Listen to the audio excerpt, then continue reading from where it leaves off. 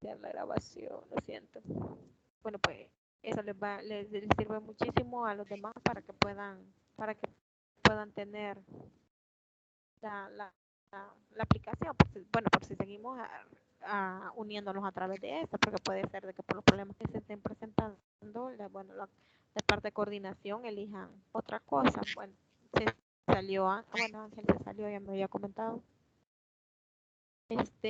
Bueno, ya pueden ver y la presentación y como comentaba este su compañero ahí, José Bautista, pues vamos a hacer referencia a las diferentes reformas educativas que han habido en nuestro país.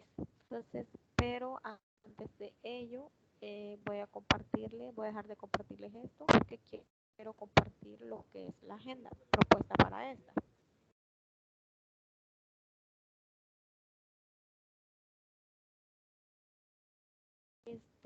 Recuerden que tenemos programadas actividades, ¿sí? Entonces, bueno, no es esta la que quiero que vean, esta es la anterior, esta es la que quiero que vean. Recuerden que hay, como comentábamos anteriormente, poquito larga, la que estamos, la, la tarea que se aproxima, que es para el 5 de septiembre, ¿verdad? Entonces, es de comenzar a hacerla desde ya porque son muchas cosas las que tienen que presentar, así que es de que la comencemos a realizar. Me preguntaba un compañero de ustedes cómo podemos hacer lo que la comparación de las diferentes reformas, y otros me comentaban que qué reformas eran las que vamos a tomar en cuenta. Entonces, eh, bueno, las reformas que aparecen en el primer material, que es el continuación, aparecen no completas, no son completas porque si ustedes han logrado leer el material, pues el tiempo no está actualizado. En cambio, en el material complementario se aparece hasta la reforma, que es el plan 2021, que es el más actualizado. Entonces, ese también lo debemos de considerar a la hora de entregar la tarea. Ese también va incluido y pues ustedes pueden hacer comparaciones,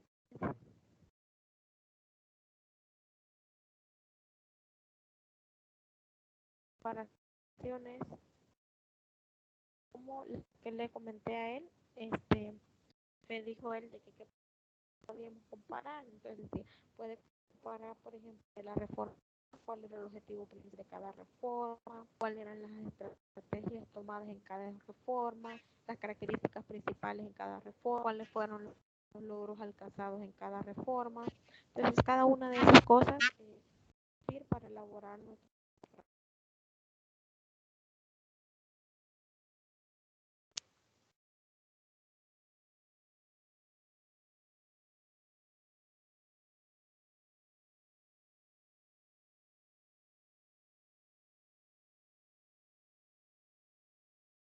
Como parte de la lectura, que ya lo estar en los días de historia repaso. La semana pasada pedí que me curaran por mi estado de salud en que me encuentro, pues les agradezco muchísimo por su consideración. En esta semana no vamos a faltar las tutorías de repaso. Recordemos que esta la hemos programado para los días viernes de, de 9 a de 9 a 11, ¿verdad? Entonces, siempre tenemos que estar pendientes de lo que son las tutorías de repaso, aunque como yo les comentaba antes, las tutorías de repaso siempre se las he dejado grabadas. Bueno, ya las compartí con el coordinador hasta el día de ayer, compartí con el coordinador las tutorías de repaso del, de la semana anterior. Este, bueno, Fátima, que se unió, comentaba de que leyó un poco sobre la década de los 40, que no existía Ministerio de Educación, muy bien, sino que la regía el Ministerio de Relaciones Exteriores. Muy bien, Fátima ha leído esa parte. Estamos todavía aceptando, permítame que estamos aceptando a 2 participantes más. Entonces, la tutoría de repaso siempre queda programada para esa fecha. Me comentaban algunos que podían, pero sabemos de que nunca vamos a lograr ponernos todos de acuerdo. La semana anterior la dimos por problemas, la dimos el día sábado. Bueno, pude contar con la participación de varios de ustedes, que les agradezco por el tiempo que permiten estar, que se toman para poder estar en la tutoría de repaso. Estamos en esa parte de que siempre va a ser los días viernes, y cuando presentemos algún inconveniente pues ya sabemos que nos vamos a estar comunicando entre nosotros, porque la comunicación es muy importante por cualquier inconveniente que se presente para dar las tutorías. Entonces, como les repito, en esta semana pasada no se dieron las tutorías de repaso por motivos de salud al coordinador de asignatura, y pues ya para esta semana, primeramente Dios, las cosas se van a poder presentar bien para que ustedes y yo podamos estar en comunicación abordando todos los contenidos planteados de esta unidad, que es de la unidad número 2. Entonces ya recordamos lo que es la fecha de las tutorías. Bueno,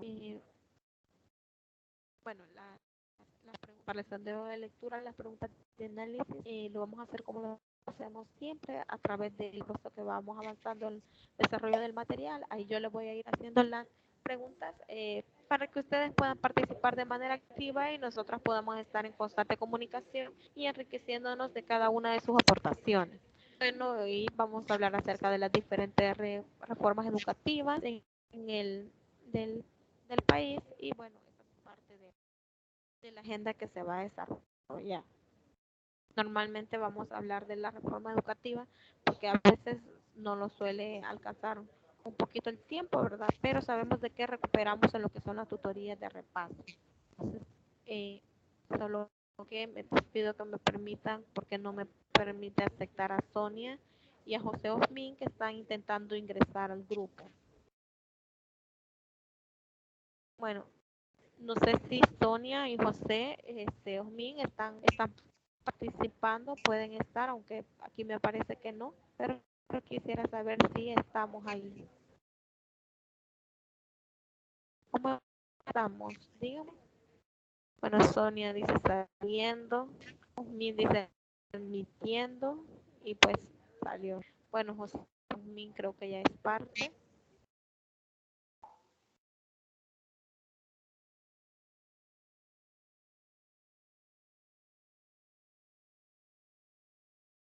No sé, José Osmin, ¿escucha?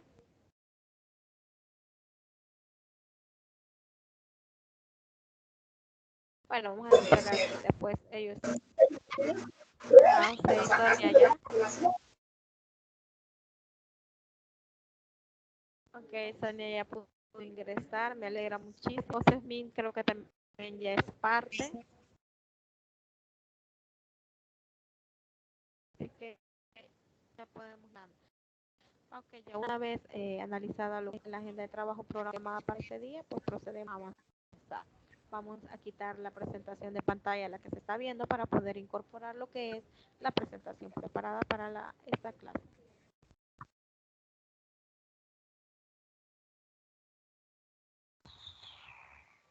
Ok, entonces vamos a hablar un poco sobre qué es la educación en El Salvador.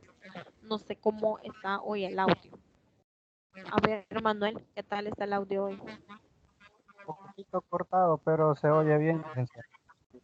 Vaya, ya va mejorando, ¿verdad? Sí, sí, claro.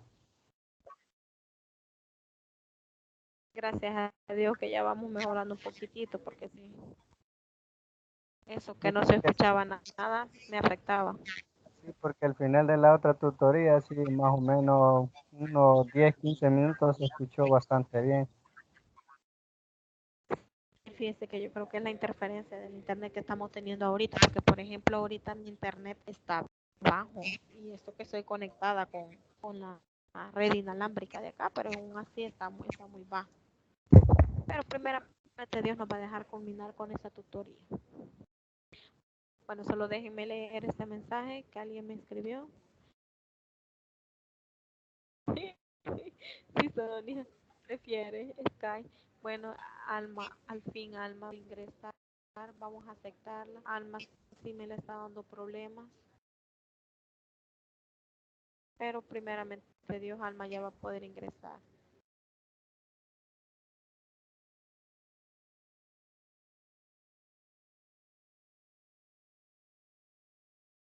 Creo que todos hemos presentado inconvenientes, la verdad. Créanme lo que no solo fue a ustedes, a mí también me dio inconvenientes, a todos nos ha estado causando inconvenientes, pero como les comento, nos vamos a ir adaptando poco a poco, porque cada vez que se nos presenta una nueva plataforma, pues vamos a tener ese problema. Pero ahí vamos, poquito a poquito.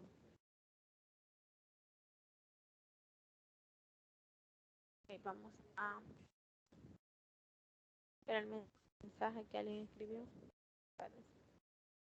Bueno, y ya son dos que prefieren Sky empresarial. Vale, bueno, vamos a ver cómo vamos con eso y ustedes no olviden mandar sus sugerencias, sus recomendaciones a lo que es el coordinador. ¿Sí? Entonces sus recomendaciones son muy importantes, ¿sí? Ustedes, por favor, siempre manden sus consideraciones. Bueno, la educación en El Salvador, basada en las filosofías y modelos introducidos desde Europa y con diferentes aceptaciones de la educación en el curso de la historia. Eso es lo que vamos a ver. Hablamos de la educación en El Salvador. Se va a ver es la historia No latina. escucha nada, Escucha. ¿Y ahora? sí. Bueno, vamos a ver cómo se hace referencia a lo que son los modelos educativos, en todos los cambios que hemos tenido, las diferentes reformas que hemos tenido que nos han afectado nuestro, que es parte de nuestro sistema educativo a partir del siglo XX, pues vamos a incorporar de la más eh, relevante, que es la del Plan 2021, que la pueden encontrar en el material complementario. Bueno, el sistema educativo en Ecuador tiene su origen al constituirse la República. Y eso fue en 1832. En 1832, con el primer reglamento de enseñanza primaria, que se decreta en la instrucción pública, la que establece la creación de escuelas primarias en cada municipio del país, que serán financiadas por la municipalidad, o en caso de que esta no estuvieran la posibilidad, serían los padres de familia quienes aportarían una contribución de 4 reales. Entonces aquí hablamos en el tiempo de antes, ¿verdad? Se decretó en 1832 lo que es la instrucción pública, en donde ya se solicitaba que en cada municipio existieran, bueno, se crearon lo que eran las escuelas primarias, como estas deberían de ser financiadas por lo que es las municipalidades, y si iba a dar el caso de que algunas municipalidades no tuvieran pues los fondos, ¿verdad?, de cómo financiarla. Entonces, para ese caso surgió la necesidad de decir que si la municipalidad no tenía cómo crear o cómo financiar lo que eran estas escuelas primarias, era necesario de que los padres aportaran, ¿sí? Desde aquí vemos la importancia de que los padres estén siempre en constante aportación en lo que es el proceso educativo de cada estudiante, ¿verdad? De 1832, pues ya se buscaba lo que era una relación entre el aporte que los padres podrían brindar, ¿sí?, a lo que es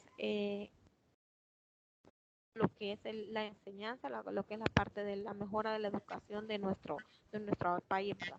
¿Y cómo iban a aportar ellos? Pues ellos iban a aportar a través bueno, de forma económica con 4 reales, ¿sí? Entonces, en ese tiempo se hablaba de reales, eso era lo que prevalecía. ¿Alguien sabe a cuánto equivalía eso? Vamos a ver, ¿alguien?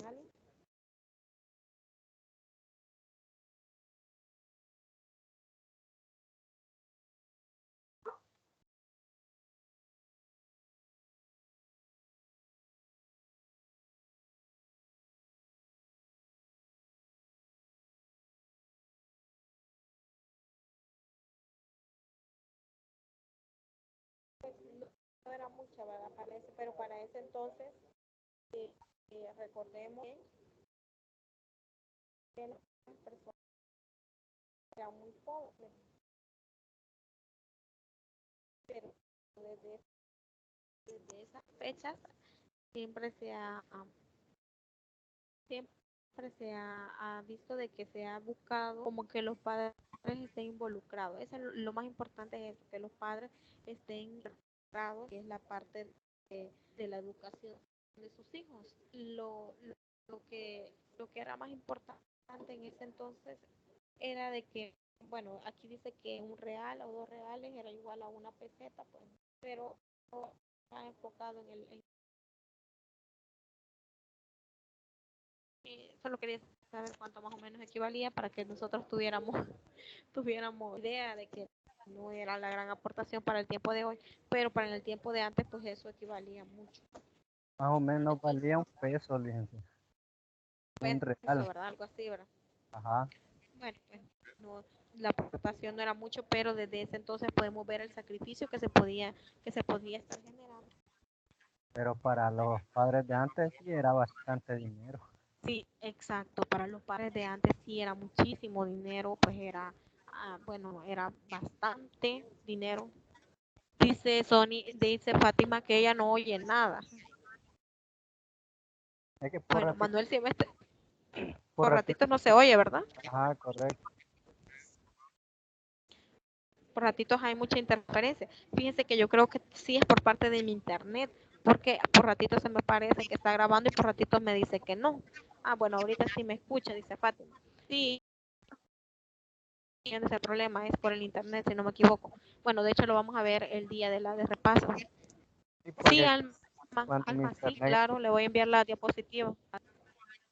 De hecho, a todos les voy a enviar el PDF de las diapositivas en el correo. Al finalizar, yo les estoy enviando las diapositivas para que ustedes las tengan, porque por el hecho de que nunca terminamos de verlas acá, ¿verdad? Pero sí, claro, siempre se la puede dar. Entonces, eh, eh, existía antes el método lancasteriano de enseñanza mutua y ese fue eh, bueno, cerrado el siglo XX. Eh, la educación antes se impartía en lo que eran unas denominadas escuelas unitarias. ¿Y cuál era la característica de las escuelas? el maestro tendría hasta 2 o 3 secciones él solo. Esa era una de las características. Ajá, y eso, bueno, atendía 2 o 3 secciones y impartía todas las asignaturas, ¿verdad? Correcto. ¿Y creen que eso todavía existe? En ciertas partes sí, licenciada. Por ejemplo, me imagino que en la zona rural se ha de dar esta situación todavía.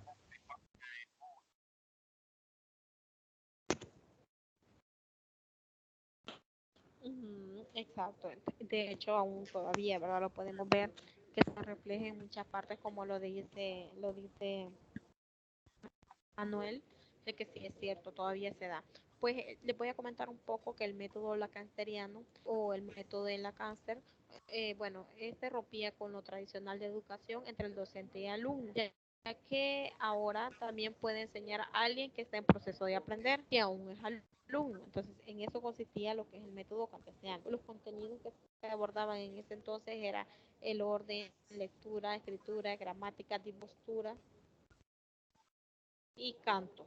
Entonces, en este proceso, bueno, de hecho, si ustedes abordan, si, continuando la lectura, podemos darnos de cuenta de que la mayoría de personas que enseñaban para ese tiempo eran estudiantes, que estaban en proceso de aprendizaje. Entonces, ellos se les daba, bueno, de hecho es un poco bueno, ¿verdad? Porque se les da la oportunidad de hacer lo que es la práctica, aunque no es lo más adecuado. Bueno, con el propósito de fortalecer eso, bueno, lo de la escuela, lo que son las escuelas unitarias y todo eso, bueno, en la parte de lo que era la región centroamericana se celebró lo que es el primer Congreso Centroamericano de Educación en Guatemala. Este se elaboró en el año de 1893. Bueno, revaloraba la enseñanza de las ciencias, pero en realidad que le daba un poquito más de importancia no se eliminaron del todo lo que eran las ciencias del espíritu. Entonces estaba lo que era el modelo positivista, comprado por algunas materias prácticas, como era, lo comentaba, el dibujo, la caligrafía, el trabajo manual, la agricultura y el canto. Bueno, este plan denominó, fue el oficial y denominó hasta 1940. Fue el plan oficial hasta esa fecha.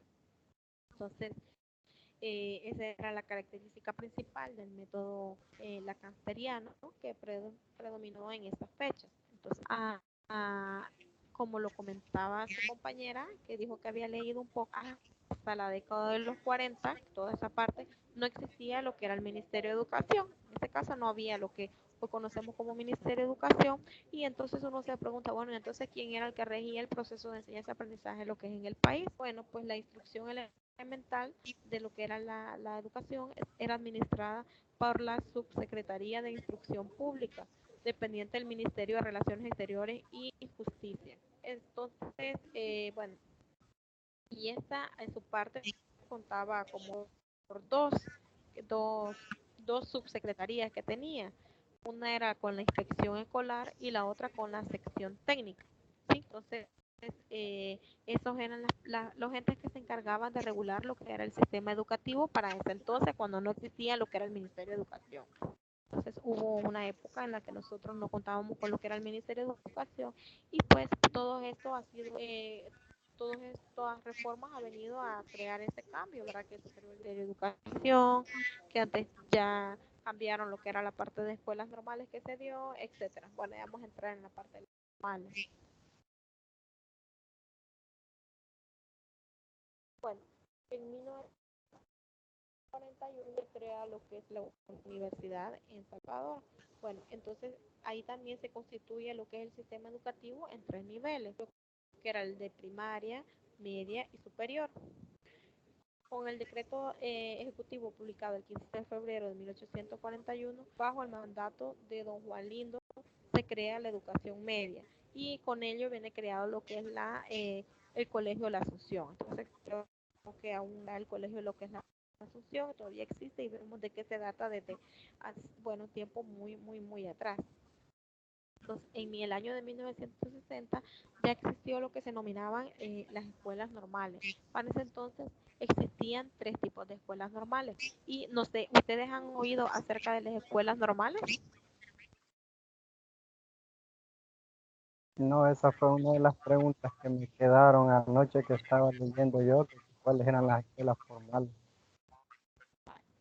En mi caso, yo aún he escuchado hablar sobre las escuelas normales. Las escuelas normales eran las únicas que podían crear lo que eran los profesores. Entonces, todo lo que hablábamos del proceso de enseñanza eran creados en escuelas. Ellos estudiaban ahí. Entonces, nada, solamente salían de ahí, eh, podían ser los que podían impartir lo que era la enseñanza en el país. Algún, si salía de otra parte, no podían enseñar. Y bueno, el origen de las escuelas normales, bueno, fueron, especialmente vienen de Francia. Bueno, y comenzaron a funcionar como en El Salvador más que todo para los años de 1858 y 1968. Y bueno, en ella se reflejaba la importancia del papel que juegan los maestros y maestras normalistas. Entonces, como les comentaba, en ella se crearon todos los maestros. De hecho, es la primera institución que se dedicó a formar maestros en forma sistemática en El Salvador. Y la primera de las que creó fue el colegio La Aurora de El Salvador. Este fue fundada por el maestro brasileño Antonio José Coelho en 1833. Entonces, ella fue una de las primeras escuelas normales que existió en el país, y su función principal era esa, crear maestros. En la escuela normal solamente se creaban lo que eran los maestros.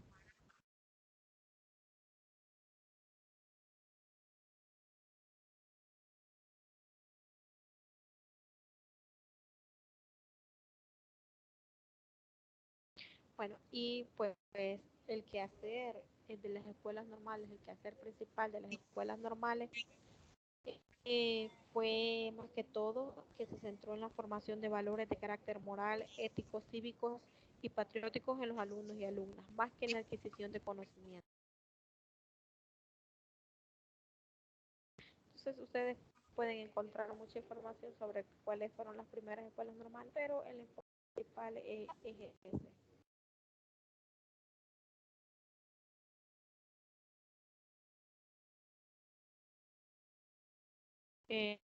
Permítame un momento, quiero ver.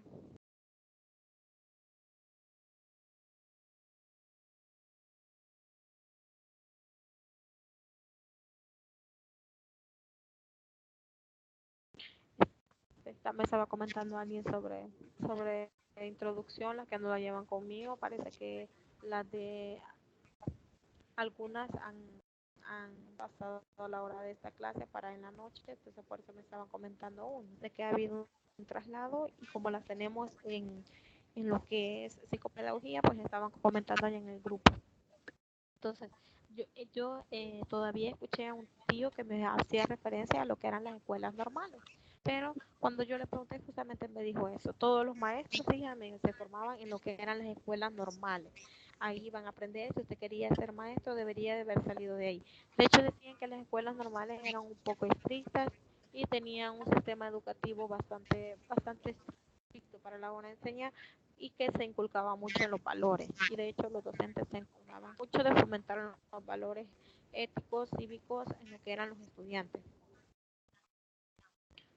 Entonces ya, ya sí nos quedó claro cuáles eran las escuelas normales.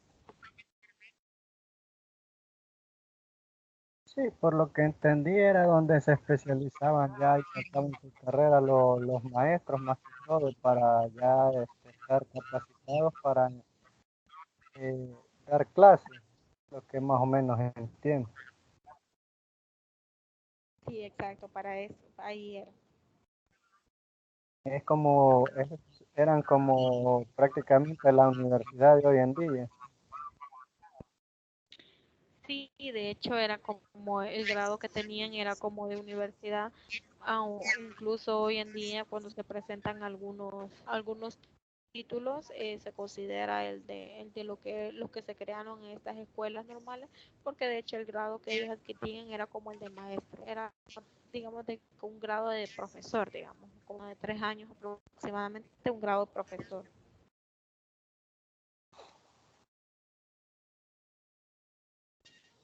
Bueno, entonces, como en 1900 le dio este hecho bastante importante, en 1986, bajo el mando del general Francisco Menéndez, se promulga la Constitución declarando a la educación libre de credo religioso y responsabilizando al Estado de brindar educación a las clases populares. Bueno, ahí este decreto fue importante, ya dejaron a un lado lo que era la parte religiosa, que era la que se va mucho en lo que era la parte del sistema educativo. Entonces, bueno, como lo comentaba, estaba el Colegio de la Asunción de Santa Ana y hoy en día se habla de lo que son programas de estudio. En la década de los 30, los programas de estudio eran prácticamente inexistentes, no estaban definidos ni articulados. Entonces, en ese tiempo era lo que regía, porque ahora decimos de que los maestros se rigen a través de un plan de estudio. Entonces, bueno, para las carreras universitarias, si les puedo comentar yo, porque yo reviso planes de estudio, en la institución, cada IES significa instituciones de educación superior, cada universidad presenta su plan de estudio en el cual define lo que son, cuál es los objetivos de la implementación de la carrera, cuál es la justificación del por qué es que necesitan implementar esta carrera, el perfil de egreso, es decir, las competencias que ustedes van a adquirir en el momento de salir de la carrera, presentan lo que es el perfil de ingreso, malla curricular, cuadro resumen del pensum, programas de cada asignatura. Entonces, este plan de estudio es el que rige al docente. El docente está regido y sabe de que, bueno, si usted es un docente que va a impartir la asignatura matemática, estos son los temas y contenidos que usted debe impartirle a los estudiantes para que los estudiantes adquieran las competencias necesarias que se especifican en el perfil de egreso. Es decir, que el estudiante al recibir su asignatura debe de cumplir con las competencias especificadas. Eso es lo que se hace hoy en día. Pero antes, ¿qué era lo que se hacía cuando no había programas de estudio? Pues en el tiempo de antes, todo dependía del empeño del profesor para impartir sus clases y contenidos. Y como lo hablábamos de que era el método el que se utilizaba, era el lancasteriano. Por lo general, bachilleres o docentes graduados eran los que impartían las clases, ellos eran los maestros. Hasta que, bueno, aparecen las primeras reformas educativas. La primera que tenemos en el material es la reforma de 1940. ¿Alguien me puede comentar algo sobre esta reforma?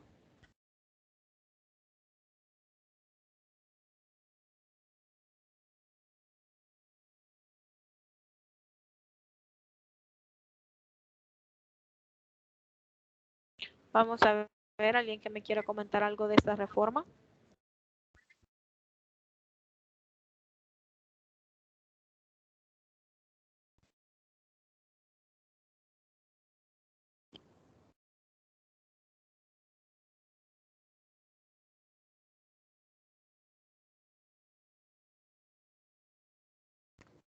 O alguien que quiera leer lo que dice en la primera diapositiva y vamos comentando uno cada uno por uno.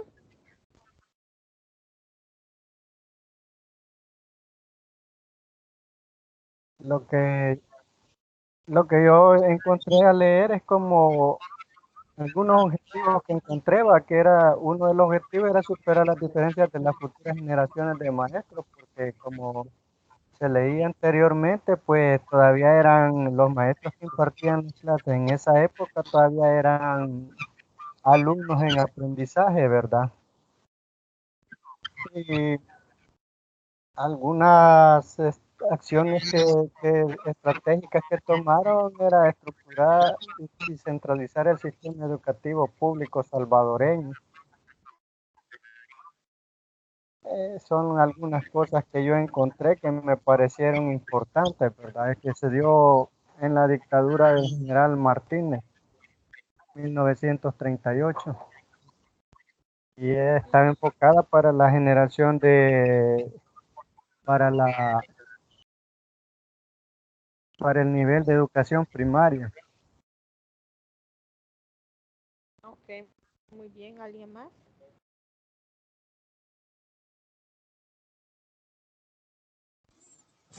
De la generación del 28, no sé si era estudiantes venezolanos que organizaban como protestas estudiantiles contra el gobierno de ese país, creo. No sé si estoy seguro. Bueno, de hecho, eh, para la reforma de 1940, ya que lo mencionó José, bueno, se dio en la dictadura general Maximiliano Hernández Martínez.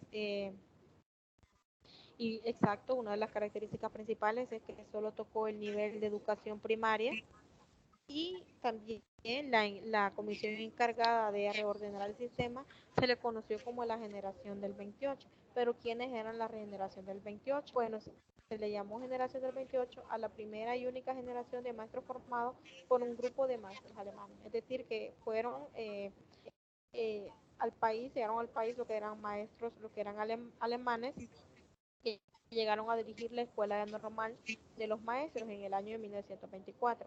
Entonces, en el año de 1929, un pequeño grupo de maestros egresados de la Escuela Normal, es decir, que primero pasaron por la Escuela Normal y una vez salieron de la Escuela Normal, fueron becados para realizar estudios en Chile. Y pues a su regreso, estas tres personas, bueno, tres de ellos, me imagino que los más destacados, fueron elegidos con otro becario en los Estados Unidos para implementar la reforma educativa de 1940. Entonces, bueno, como sabemos, cada una reforma se llama reforma porque lo que viene a hacer es intentar mejorar el proceso educativo de cada país. Entonces, siempre van a haber algunos cambios que se dan en cada reforma. En pro de la mejora, eso no significa de que van a ser perfecto, no, porque si fuera perfecto ya no se tuviera que hacer otra mejora. Entonces, entre ellos destacaba de que los planes y programas de estudio tuvieran continuidad y secuencia, ya que existieran los planes. Los planes de estudios eran y guías didácticas existieron. Se introdujeron exámenes de diagnósticos y pruebas psicológicas. La mayoría de los maestros eran empíricos. Fue modificado el programa de las escuelas normales. Bueno, no se tomó en cuenta la parte negativa, es que no se tomó en cuenta la realidad económica y social del país. Y existía unas deficiencias en la formación de maestros. Sí, entonces estas son una de las características principales de esta reforma. ¿Alguna pregunta? Sí, ¿son venezolanos o son alemanes? Fíjense Según estaba, que en el ajá. según estaba leyendo, son venezolanos, la generación del 28. Bueno, la nota del pie de página de acá del folleto dice que son alemanes, pero ya que nos dejó con esa duda, sería bueno buscarlo, a ver si son venezolanos o son alemanes. Sí, es que al pie de la página dice que son alemanes, pero si buscamos en Google dice que son venezolanos, como dijo, parece que Osmin. Ajá, bueno, entonces vamos a aclarar ese punto, sería, está muy bien, lo vamos a buscar y para el día viernes ya tendremos que tener aclarado ese punto. Recordemos que todo depende de la fuente que tomemos, ¿sí? Entonces hay que tomar una fuente, como lo decía ahí, que sea fidedigna para que nosotros estemos seguros de lo que se está planteando, ¿verdad? Sí, Bueno, otra cosa que destacaba en esta, decía de que las asignaturas, bueno, en este caso, las asignaturas que impartían estaban cargadas de horas que los maestros no tenían el tiempo suficiente para preparar sus clases. Bueno, sabemos de que el tiempo es algo esencial a la hora de organizar cada clase, ¿sí? Entonces, y siempre se van a presentar inconvenientes, siempre vamos a tener problemas como lo tuvimos hoy, por ejemplo, era el problema de conexión. Entonces siempre existe todo eso que debe de ir contemplado en lo que es el tiempo. Entonces, pero si hoy en día se da ese inconveniente de que el tiempo no nos alcanza para los contenidos, pues en ese tiempo era demasiado exagerado la falta de tiempo que tenían los docentes. Estaba un poco deficiente en cuanto a que las clases tenían muchas horas y ellos no les quedaba tiempo para preparar las clases a los alumnos y por ende se creaban estudiantes un poco deficientes. ni para las tareas tenemos tiempo, Liz. Sí, de hecho ese modelo es el modelo que ustedes llevan de estudio es un poco exigente. Ya los he visto trabajando, bueno, por horas y horas y que les afecta bastante. Bueno, entonces, ¿alguien quiere comentar un poco de educación media? Como bien dijimos, esta reforma de 1940, pues solo vino y afectó a lo que era la educación primaria. Entonces, luego se va a lo que es una reforma, que es la denominada reforma de la educación media, que se da en el año de 1942. ¿Alguien que me quiera comentar un poco de esa reforma?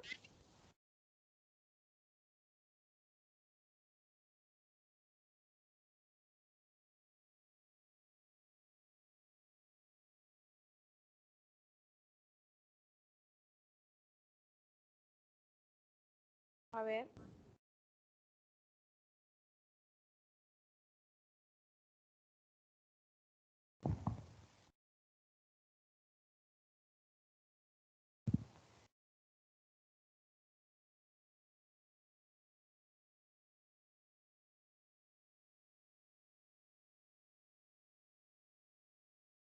Alguien que quiera sacar.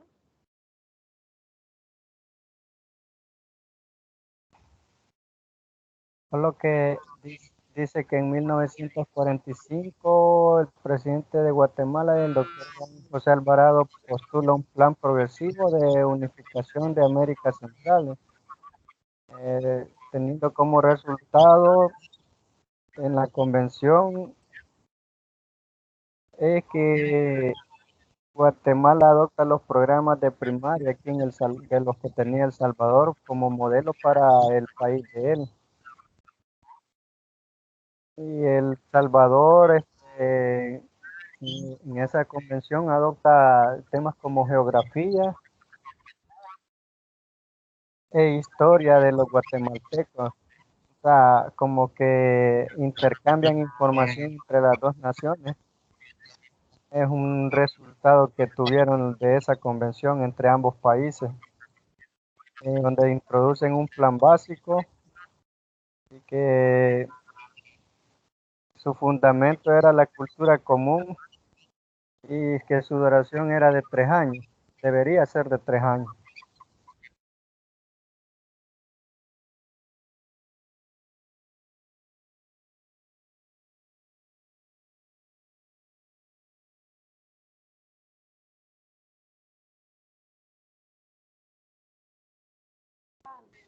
De hecho, La ola, no se escucha. Bueno, no, como les decía que, por ejemplo, en 1942 se inicia la reforma con una convención de ministros de educación centroamericana y pues para el año 1945 se plantea, bueno, y se acuerda, mejor bien dicho, que se van a modificar todos los planes y programas de todos los niveles. Entonces, bueno, se definieron fines, objetivos y propósitos comunes y dentro de los acuerdos establecidos es que se llegó, es que todos los niños de 7 a 14 años deberían recibir educación primaria. Sería de 7 años y tendría carácter obligatorio. Educación primaria se consideraba esa, ondaba entre los años de 7 a 14 años y tenía que ser obligatorio. Bueno, y para ello se definieron, bueno, ahí ya iban, por ejemplo, algunos de los perfiles de egreso, porque ya se definían cuáles eran los conocimientos mínimos que todo alumno debía alcanzar. Bueno, ahí la distribución de materias, de horas y todo lo demás era especificada por cada país.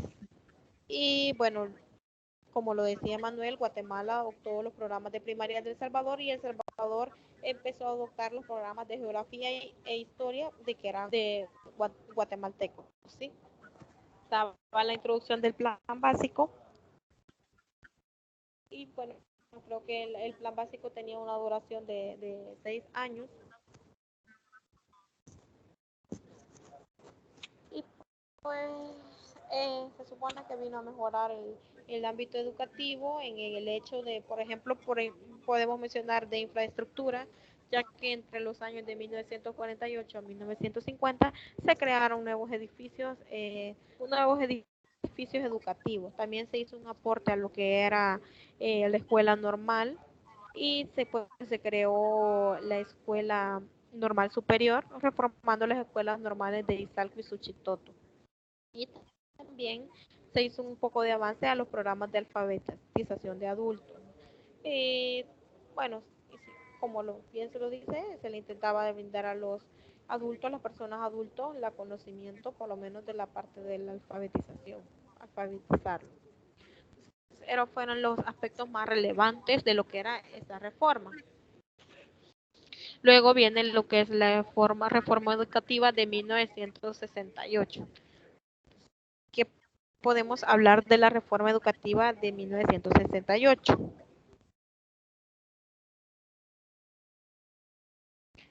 ¿Qué me pueden decir de esa reforma?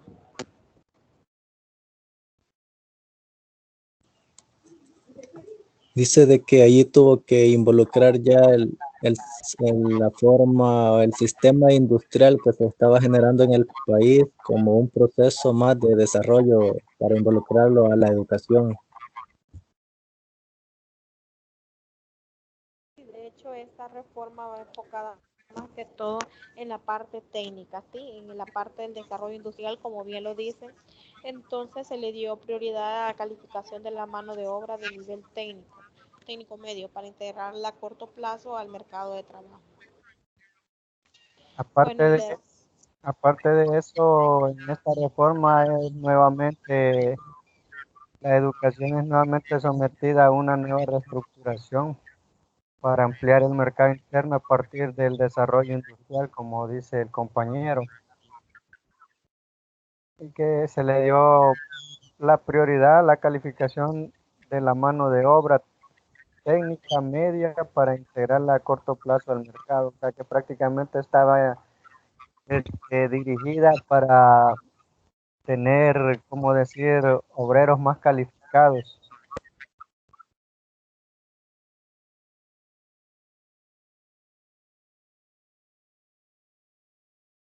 Bueno, y como bien lo dice aquí, también en esta parte es donde ya se dieron lo que serán los bachilleratos diversificados, es decir, que de ahí, claro, como se intentaba dar un impulso al desarrollo industrial a través de la mano de obra por un técnico medio, es decir, en bachillerato ya tendría que haber diversos bachilleratos que iban enfocados más que todo a la práctica técnica, ¿sí?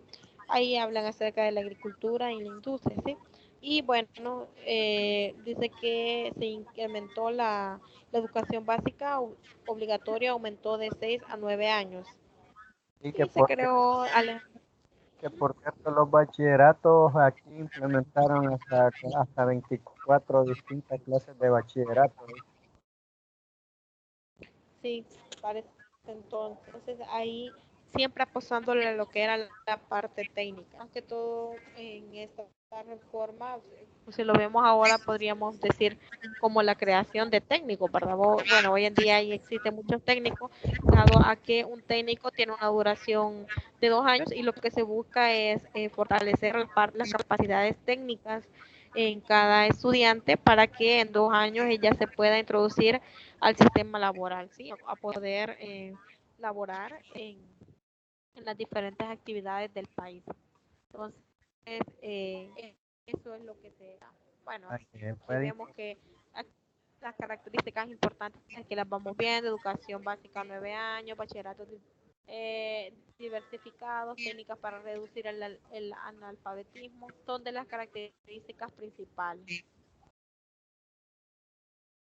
Bueno, ¿cuál era la finalidad de la segunda? Era apuntaba a contribuir a transformar la realidad y satisfacer las demandas del desarrollo económico. Bueno, se vivía una situación muy tensa expresada con aumento de la violencia. Había falta de espacios democráticos y desigualdad de crecimiento económico en los países centroamericanos. Eso fueron una de las consecuencias negativas de lo que se brinda en esta reforma. Bueno, y aquí de hecho habla en leal de que se dio la famosa guerra del fútbol entre lo que es Honduras. Por cierto, en esta reforma es donde se da el cierre del campus de la universidad, ¿verdad? Que duró 5 años, de 1980 al 85, porque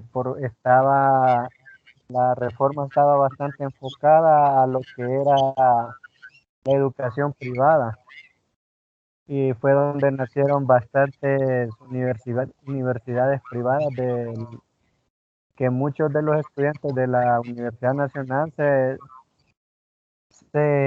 incorporaron a ellas para lograr terminar sus carreras. Sí, claro, y como le vendían el enfoque de que si tú te graduabas de una universidad de esta, tú ya salías preparado para incorporarte al mundo laboral, pues eso fue lo que más llamaba la atención.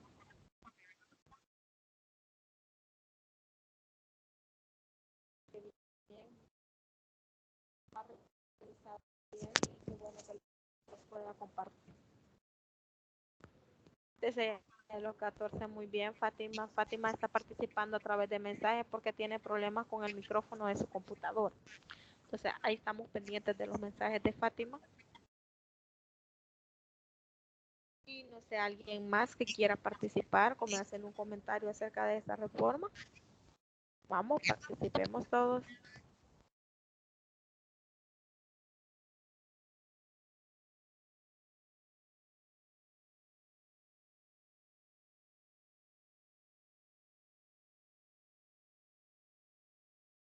También de la reforma anterior o de las otras. Vamos a ver.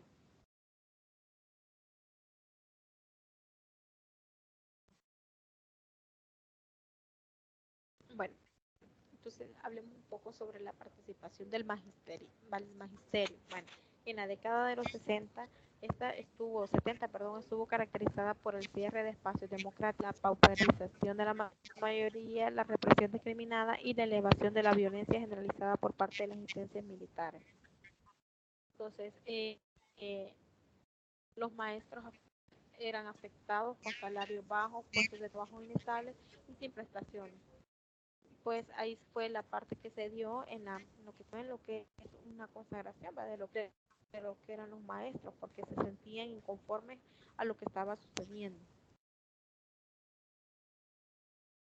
Bueno, de hecho llegó un punto que los educadores se empobrecieron a tal grado que los obligaron a organizarse y a lanzarse a las calles. Han entendido que solo la unidad de la organización podría permitirles lograr sus demandas y protegerse en alguna medida de todas las injusticias y la represión que se les estaba brindando. Entonces a eso se le llama, pues, bueno, la participación del magistrado, pues justamente esa fue una manifestación que realizaron los maestros debido a todas las situaciones paupérrimas que ellos estaban viviendo en ese entonces. Bueno, de hecho hoy las manifestaciones las podemos observar que se dan poco seguido porque justamente las personas lo utilizan para manifestar su inconformidad a lo que se está dando en cada sistema del país, ¿verdad? Eh, Algunas ocasiones son bien fundamentadas y algunas pues dan mucho de qué hablar, pero pues ellos, los maestros no vieron otra solución para poder reclamar y poder exigir sus derechos. Por cierto, algunos se integraron a las filas del FMLN y combatieron en la guerra por la situación que se estaba dando. Y es por eso que vinculaban a los maestros bastante con lo que era la guerrilla anteriormente, por lo cual fueron perseguidos bastante y muchos desaparecieron en la guerra y muchos murieron también. Sí, bueno, de hecho, como lo dice, después de que se dio la primera huelga marcial en 1968, nuevamente los estudiantes de 1961 salieron a las calles y bueno, movilizaron muchos obreros, campesinos y estudiantes y algunos hasta se integraron de Manuel al FMLN. Eh, Durante el tiempo de la guerra combatieron y sí hubo mucha relación, de hecho de la universidad más que todo, de que esa participación. Y pues en 1980 ya cerraron ellos lo que era la Escuela Normal Alberto Maferrer, la Escuela de Trabajo Social y la Universidad Nacional. Entonces, ya ahora comienza lo que es en preámbulo a lo que es la guerra.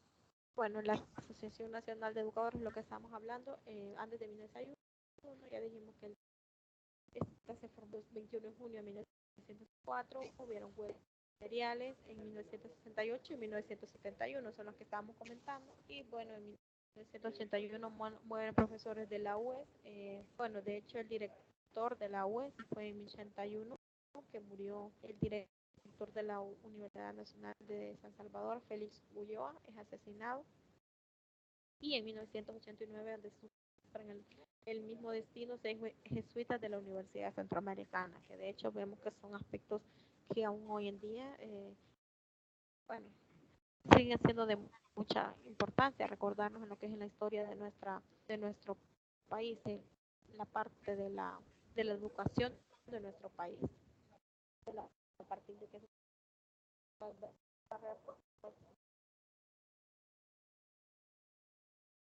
de que ya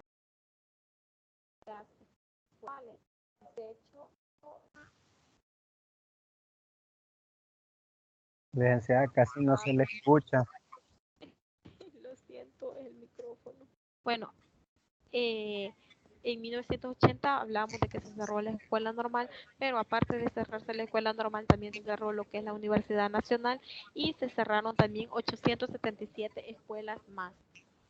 Cuando ya se va creando el ámbito, bueno, el preámbulo de lo que es la guerra en el país, ¿verdad? Bueno, creo que un poco de la guerra del país ya muchos la conocemos y pues cada uno podrá tener su punto más, cada quien tiene su punto ahí, es un poco complicado hablar un poco de la guerra porque cada quien puede tener su propio punto de vista. Vamos a leer un poco los mensajes que me han compartido antes de continuar con lo que es la parte de la guerra. Dice, bueno, este ya lo habíamos leído, se convocaron al ministerio, dice la...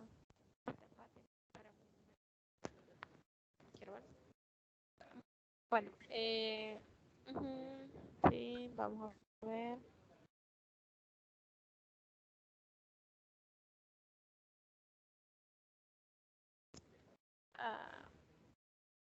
Estoy esperando ver si puedo ver los mensajes porque tengo un problema. Ajá, bueno, dice Sonia, también se crea la Asociación Nacional de Educadores Andes, cabal, el 21 de junio, muy bien. Y aquí se viene la dictadura militar y se viene encima los problemas como la crisis económica. Ajá, exacto. Bueno, entonces sí, cada uno de esos son los procesos, bueno, que conllevaron, bueno, ya al paso inicial de lo que era la guerra, ya vemos, podemos ver muchas injusticias que se venían dando y pues como todo proceso que se da en el país, la guerra vino a afectar también nuestro sistema educativo y a partir de esa después se crearon diferentes reformas. Dice, los maestros estaban con miedo a que les podían quitar sus plazas y salarios eran bajos. Ajá, y por eso que se formó el sindicato antes del 21 de junio para defender sus derechos. Eh, bueno, sí, sí, tiene toda la razón. Se puede leer en la historia del conflicto armado, cabales, todos ellos, esta creación de de Asociación Nacional de Educadores Salvadoreños, pues todo ello formó parte de la guerra, porque todos ellos lo que buscaban era pues defender sus derechos, como lo dicen ustedes, pues yo creo que todos, si nos pasara algo así, pues todos estaríamos dispuestos a defender nuestros derechos. Entonces la guerra en El Salvador, bueno, esta surge desde 1978 a 1962 tras la firma de los acuerdos de paz, ¿verdad?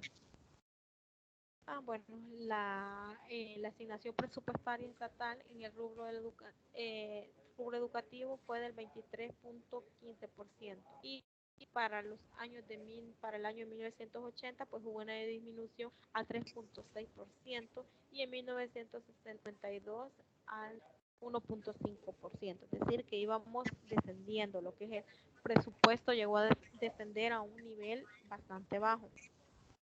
Es que la verdad, licenciada, que al rico nunca le ha interesado que el pobre se supere, porque para ellos es mejor tener, como decirle, un pueblo ignorante que un pueblo estudiado, porque al pueblo ignorante lo pueden manipular a su antojo, en cambio a un pueblo estudiado no tanto. Un ejemplo de eso es lo que sucedió en estas elecciones, pues. Antes con eso de que había restricciones de varios medios de comunicación, pues los que están en el poder de la oligarquía hacen ver a la población lo que ellos quieren. Pero con eso de la revolución de las redes sociales, pues bastante gente abrió los ojos y ahí están los resultados, ya no engañan al pueblo. Por eso es que al rico jamás le ha interesado que el pobre se prepare y sea una persona educada.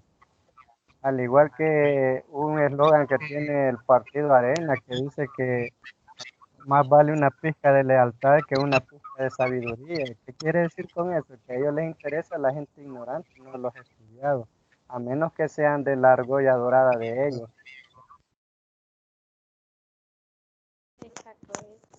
De hecho, lo que usted dice, bueno, lo que usted dice tiene mucho sentido y tiene toda la razón. Y eso lo podemos ver reflejado en lo que son las asignaciones presupuestarias que se imparten en lo que es la parte educativa.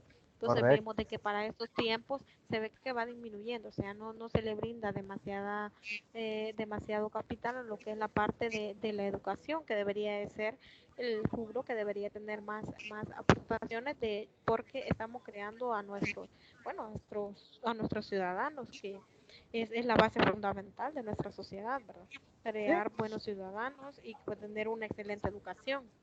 y como les repito, en esa época a ellos no les interesaba que el pueblo se educara, sino que lo que les interesaba era que agarraran las armas y lucharan sin saber por qué, solo por los intereses de ellos.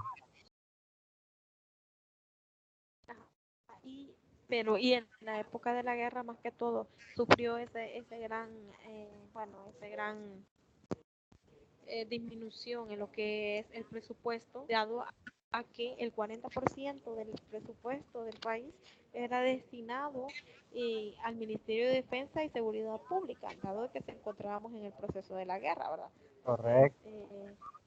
fue ahí donde, bueno, se dio una gran, en 1991, por ejemplo, habían como 11.000 profesores que estaban desocupados, es decir, había una falta de empleo increíble, un poco desesperante para todas las personas de ese entonces que se dedicaban a la parte de enseñanza porque no había empleo. De hecho, históricamente Por lo, El Salvador ha sido, llega, por lo general es porque en la guerra se había destruido bastante infraestructura escolar, pues y sinceramente no tenían a dónde impartir las clases y como le repito, en ese entonces al gobierno no le interesaba la educación.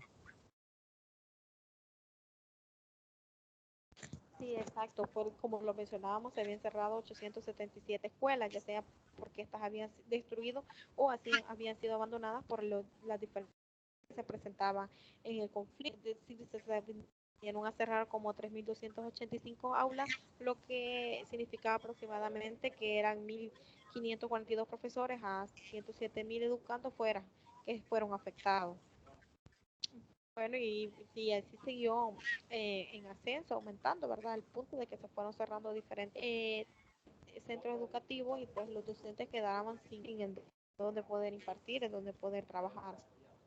Eh, eh, bueno, y fue es un caos para nosotros, ¿verdad?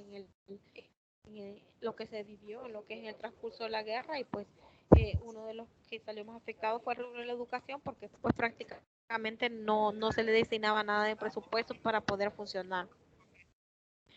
Bueno, y los programas siguen en desajuste en este entonces del tiempo de la guerra con la realidad y no se adecuan a las nuevas necesidades del mercado de trabajo. Entonces, todas estas fueron las consecuencias y todos estos fueron los efectos que surgieron a través por medio de la guerra en el sistema, lo que es la parte educativa. Vemos que solo obtuvimos aspectos que son un poco negativos, pues es lo que se esperaba por el proceso que se estaba viviendo, que era de la guerra.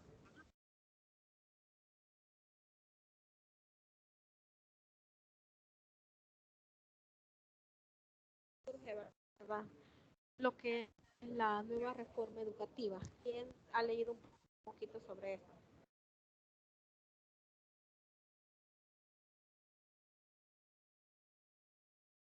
A ver,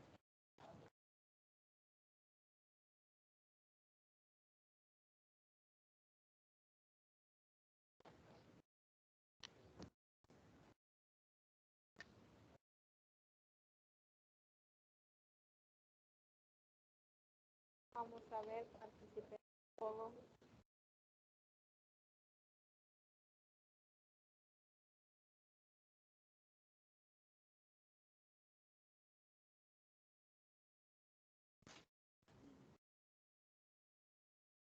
A ver,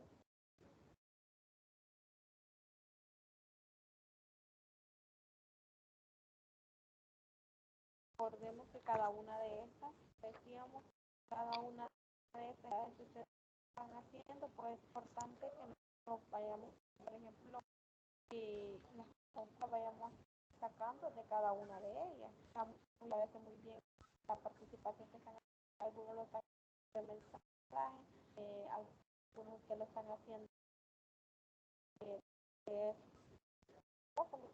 micrófono, cada uno de los aspectos que estamos viendo luego les va a aparecer luego les va a parecer un poquito más fácil poder realizar lo que es la actividad programada, ¿verdad? Que es más que todo la del cuadro comparativo, que es lo que va a ir acá, la parte del cuadro comparativo entre las diferentes reformativas que se dan. Sí, esta reforma educativa se ha dado pie, bueno, en 1945 y se va a hacer, bueno, más que todo referencia a la estructura de todo lo que el sistema, toda la estructura del sistema educativo que se lleva a cabo en esta reforma.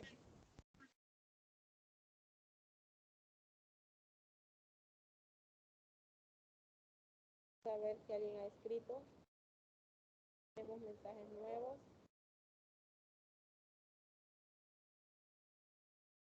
Bien, nos dice Fátima que no le gusta que el pueblo exija sus derechos, siempre buscan, tenemos por debajo de ellos. Ah, exacto, eso es lo que comentábamos con respecto. Permítame.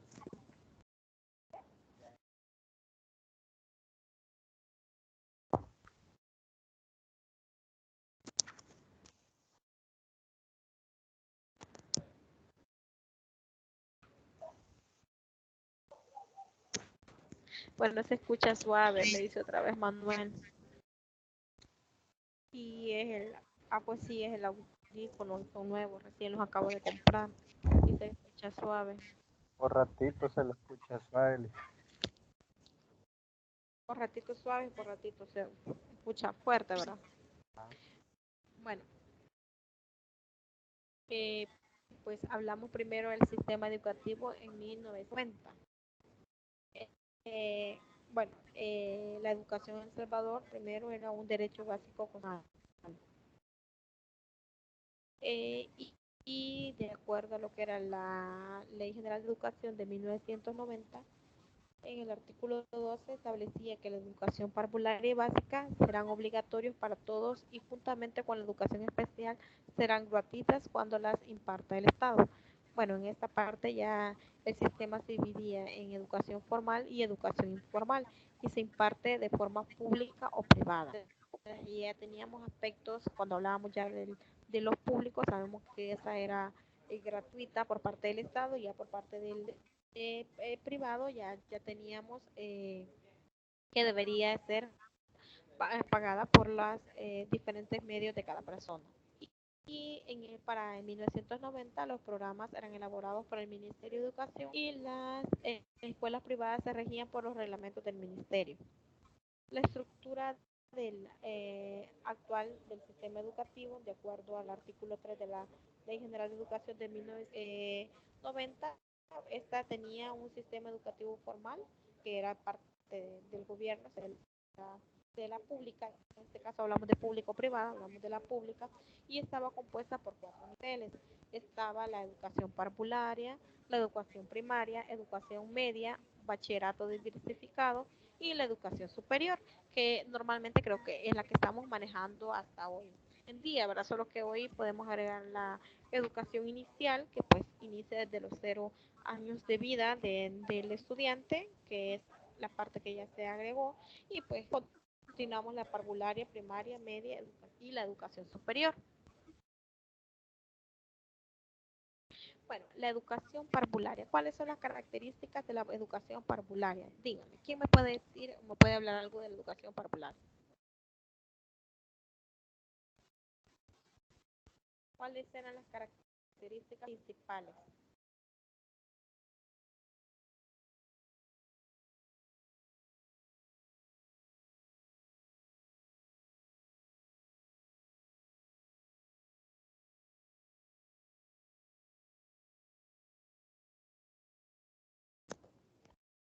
¿Puede decir? ¿La educación parvularia es obligatoria o no es obligatoria?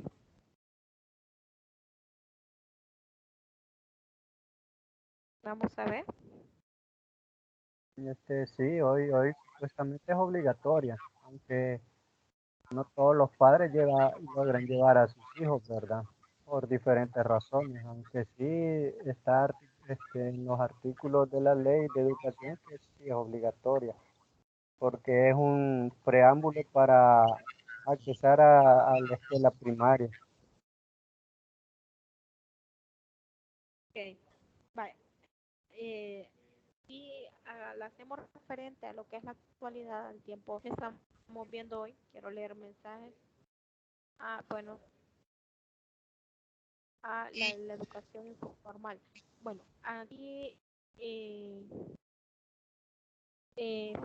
Fátima, a la educación informal se hace referencia a la que era impartida en instituciones privadas, porque como no se regían por la norma, bueno, los planes de estudios por el Ministerio de Educación, que era la considerada formal, entonces era la que se hacía referencia,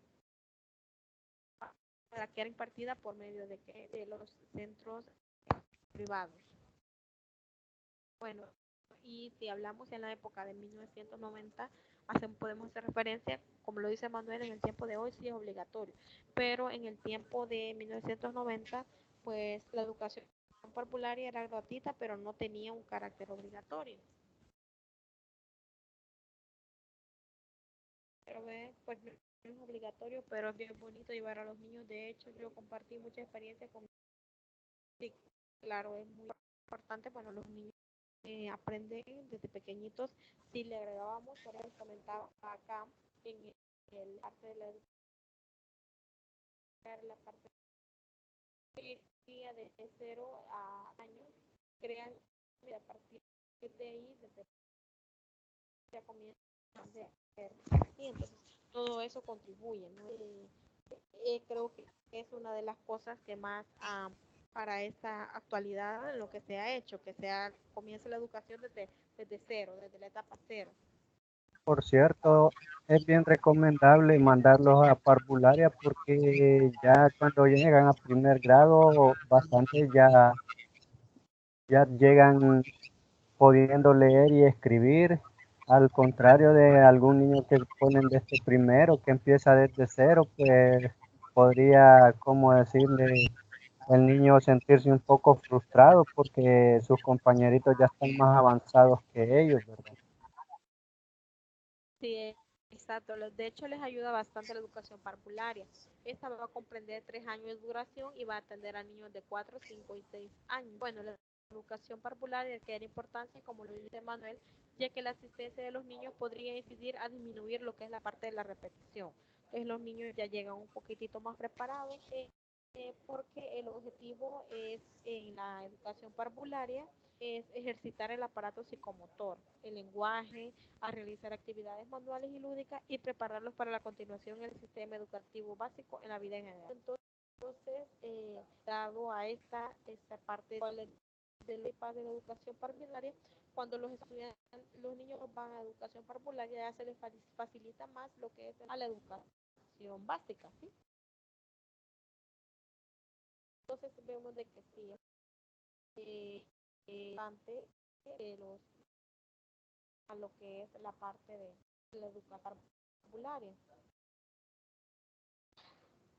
Bueno, ahí en el folleto de arte sobre cuantitativa, de que en 1087, perdón, en 1989 habían 887 escuelas infantiles, de las cuales 692, el 68%, se localizaban en zonas urbanas y solamente 195 en las zonas rurales, cual es una parte, bueno, lamentable, pero se da también hoy en la actualidad de que en la parte de lo que es el área rural estamos un poquitito más deficientes, ¿sí? Entonces, eh, bueno, del total de 539 centros que pertenecían al sector público, 16 estaban cerrados y 348 eran del sector privado.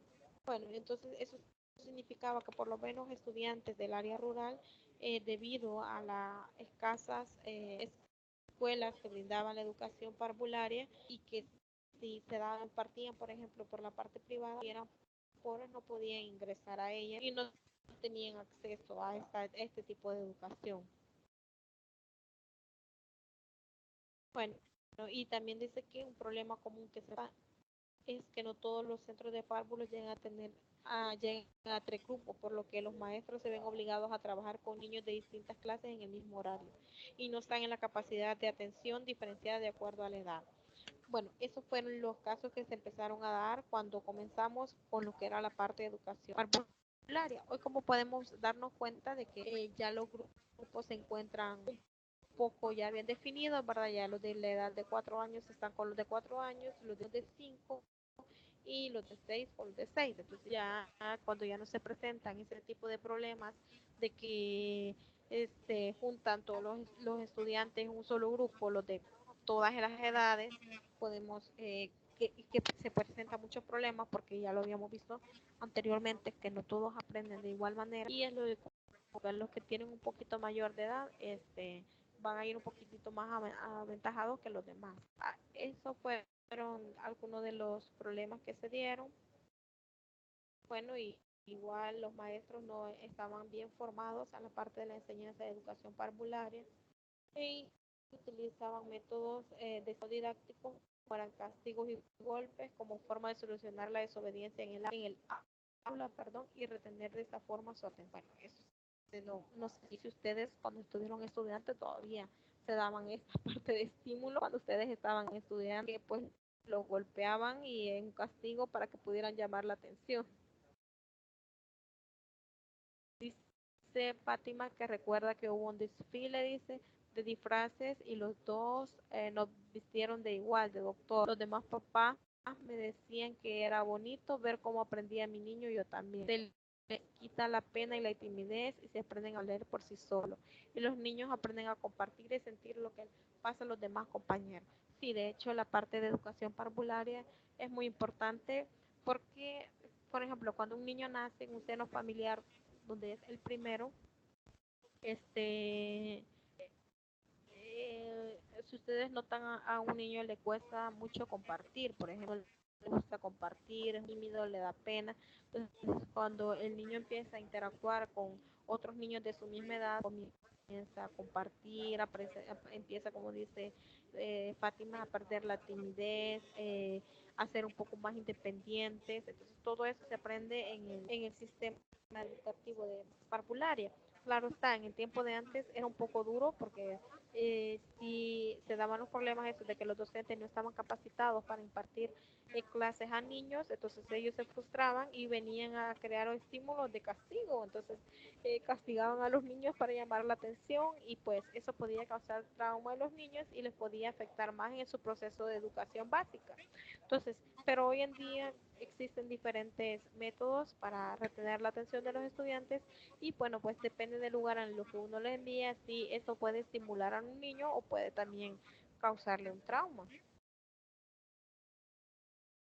Bueno, dice Fátima que a ella sí le llegó en la etapa de que los castigaban con una tabla, con una regla, pero si no le decían las tablas, entonces esa era parte de los estímulos que y claro, a ella le daba miedo y no quería ir a la escuela porque lloraban los niños. Entonces, ahí sí ya era un poco, influenciaba un poco el método de enseñanza y las estrategias metodológicas que ocupa cada docente para la hora de impartir.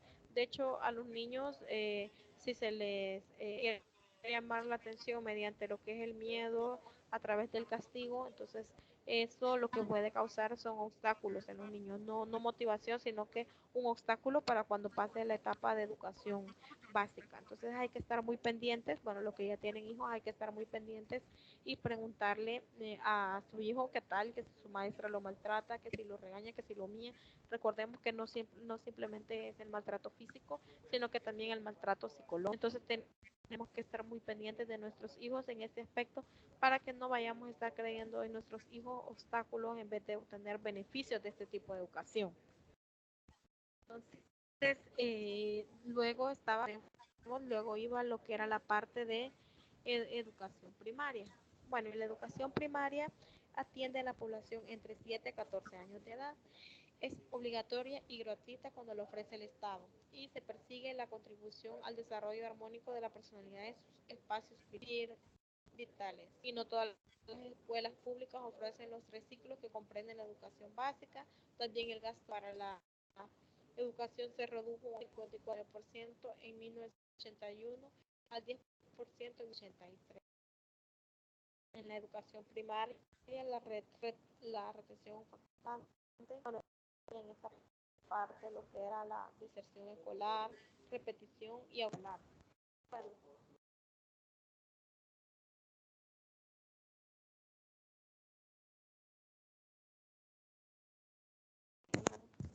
en ese punto todavía se reprobaban estudiantes, pues en el tiempo de Juan Manuel también le pegaban en las palmas de las manos. A mí, a mí creo que no me castigaban, ya no me recuerdo, pero en el tiempo de antes, en todo en el que estudió mi hermana, todavía se podía observar de que había muchos estudiantes.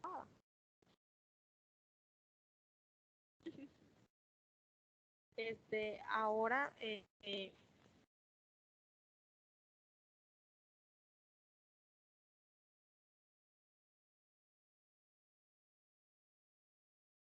bueno, dice que tiene una maestra que les dice, ¿quieren una maestra o quieren un ogro? Y usa frases como el vivo a señas y el tonta. Bueno, sí, se siente feo que se escuche eso de aspectos, yo sé que es un poco difícil, pero son aspectos que los tenemos que hablar en la parte de las reuniones que tengamos con los docentes, comentar estos aspectos y pues sé que algunos maestros son un poco cerrados, pero créanme lo que van a encontrar algunos que se van a estar abiertos a todas las sugerencias que ustedes les digan. Lo que pasa es que si dejamos pasar estas cosas, pues es por eso que nuestro sistema educativo no evoluciona, porque muchas veces callamos aspectos en los que nosotros sabemos que está mal que se digan. Entonces, y muchas personas quizás no saben que está mal lo que están haciendo y si uno no se les dice van a continuar con lo mismo. Entonces, yo sé que los niños se van a ir adaptando, pero no es esa la idea. Lo que la idea es que los estudiantes tengan una educación de calidad, que no perjudique lo que es su personalidad, que no lo perjudique a ellos, porque si no, eh, nosotros no sabemos cuáles son los traumas que eso les van a causar a ellos. Lo que pasa, Lindsay, es que todavía hay bastantes maestros que todavía están con la mente en la forma de educar de antes. Son bien cerrados en el aspecto de que solamente ellos tienen la razón y pues la verdad, la cosa hoy en día no es así, ¿verdad? Pero cuando son personas así es mejor no discutir con ellos porque a la larga siempre sale perdiendo uno. Sí, sí, yo comprendo eso. Como les digo, de que hay algunos docentes que van a ser abiertos en cuanto a las opciones, bueno, las sugerencias que ustedes les puedan dar, pero en otros, bueno, sí son un poco cerrados. Bueno, también se puede llegar a instancias de que cuando el docente se le diga, bueno, si ya comete faltas muchísimo más graves, hablar no solamente con tu director, porque la verdad nuestros hijos son lo más antes.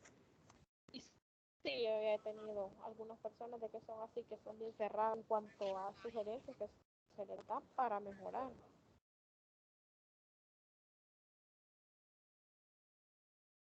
Algunas cosas en nuestro hogar nosotros podemos decirle al niño, bueno, mira hijo, las cosas no son así, de esa manera y pues no siempre hay que estar bien claro que no siempre el docente tiene la razón y eso el niño debe de tenerlo bien claro, que no siempre el docente va a tener la razón en todo. Entonces el niño debe de saber que ellos también se pueden equivocar y que pueden haber cosas en las que ellos no tengan la razón, pero que por evitar problemas no le uno no se puede, no se come, ¿sí? Sí tienen toda la razón. Estamos hablando de la educación área. Bueno, hablábamos un poco sobre, bueno, la que era obligatoria, todo lo que se llevaba, la parte que era la parte de la edad, la parte de años, por ejemplo, hubo un tiempo en el que se necesitaba la retención porque las condiciones socioeconómicas serían en el ingreso familiar y en la permanencia de la escuela. Bueno, eso es algo que está hoy en día. Eh, el niño más pobre siempre es un niño menos edad de poder ingresar a una educativa, porque si el padre tiene problemas, pues problemas económicos, hablábamos anteriormente, lo que va a hacer es mandarlo a trabajar y no mandarlo a estudiar. O sea, es muy triste, pero eso sucede y no es que se da como lo decía en el tiempo de antes, sino que es algo que se da hoy en día. Bueno, dice aquí que según el Instituto para el Desarrollo Internacional de la Universidad de Harvard, de cada 100 niños que ingresaron a primaria, solo 22 concluyeron. ¿Sí? Eh, sí, bien es cierto que se ha visto un poco menos lo que es la deserción escolar a través de lo que es el término de la pobreza debido a todas las mejoras educativas que hemos tenido acerca de la educación gratuita, uniforme gratis, comida y todo lo más gratis, pero siempre se presenta lo que es la parte de deserción escolar. Bueno, algunas cosas por las que se puede dar deserción escolar hoy día, bueno, o que vimos deserción escolar en esos tiempos es debido a la delincuencia. Sabemos que fue un factor muy clave para la deserción estudiantil. Bueno, de hecho también un estudiante tiende a desertar cuando está repitiendo. Un estudiante si repite ese grado, ¿qué sucedía? Pues el estudiante le daba pena y ya no quería volver a estar estudiando porque decía, bueno, yo soy muy grande, ya no quiero ir. Y eso sí es muy cierto que hoy se puede dar, pero se daba más en la época, bueno, en tiempos anteriores. ¿Por qué? Porque se podía reprobar al estudiante, ¿sí? Entonces, habían estudiantes que tenían hasta 18 años y todavía estaban estudiando la educación básica. Entonces, quizás para ir mejorando esos aspectos que tienen su consecuencia negativa siempre, se ha decidido que no se puede reprobar a algún estudiante. Entonces, ustedes me dicen, pero mire, la verdad que eso está muy mal, porque si un estudiante no ha aprendido todas las competencias, ¿cómo va a pasar de grado? Sí, es muy cierto, pero esta iniciativa va enfocado con evitar la deserción, ¿sí? Evitar que los estudiantes les dé pena y decidan desertar porque la verdad que ya está repitiendo mucho tiempo su grado. Eso es lo que se evita.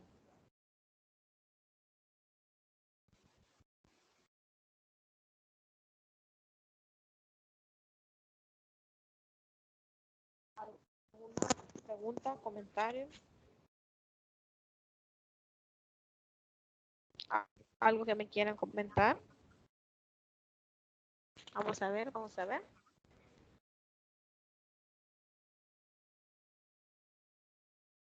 Vamos a leer, a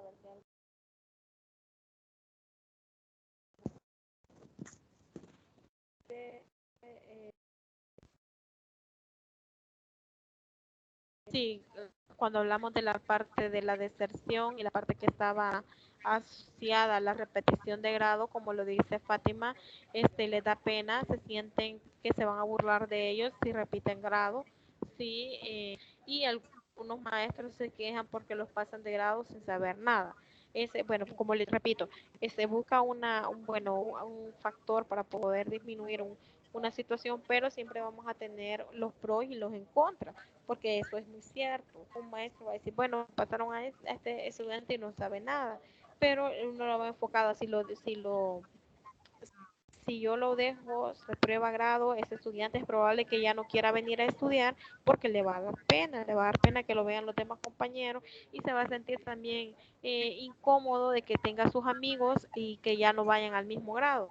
Entonces, se quiere, como lo decimos a buen salvadoreño, se quiere cubrir una cosa usando otra que quizás no es la mejor solución. Bueno, ya habíamos mencionado de que la pobreza, ¿verdad? Era otra parte de la deserción a través de que los padres en 1979, por ejemplo, el 70% de niños menores de 15 años trabajaba para contribuir el gasto familiar. Ahora en día me pueden decir, pero bueno, hoy las cosas han cambiado, la situación económica pues ha mejorado y pues es un pecado que los niños no vayan a la escuela ahora en día, así como están eh, no podríamos decir que no pueden ir a estudiar, pero realmente si vemos algunas situaciones a lo largo de nuestro país, en diferentes departamentos de nuestro país, podemos darnos cuenta de que la pobreza sigue siendo uno de los factores de deserción en nuestro país, de que hay personas que tienen que enviar a sus hijos a trabajar para poder contribuir al país, para poder contribuir al sistema económico de la familia. Entonces, la pobreza no es que sea un componente aislado hoy en día de la deserción estudiantil. Bueno, también dice que al promover los estudiantes se acomoda a que lo irán pasando de grado. Sí, pero de hecho al estudiante no se le dice que no se puede reprobar. Y de hecho sí se puede reprobar un estudiante, solo que deben de haber algunas situaciones bien específicas para poder reprobarlo. Pero no se le dice, al estudiante se le dice, mira, vas a reprobar si vas mal en mis materias, así que tenés que hacer esto, tenés que hacer lo otro. Eh, yo digo que hay un gran problema cuando un estudiante va a reprobar. El problema está que las actividades que se le dan para recuperación normalmente no las hace el estudiante y son muy repetitivas. Entonces, Ahí la verdad no se mide si el estudiante ha adquirido las competencias de la asignatura porque las evaluaciones no son las adecuadas.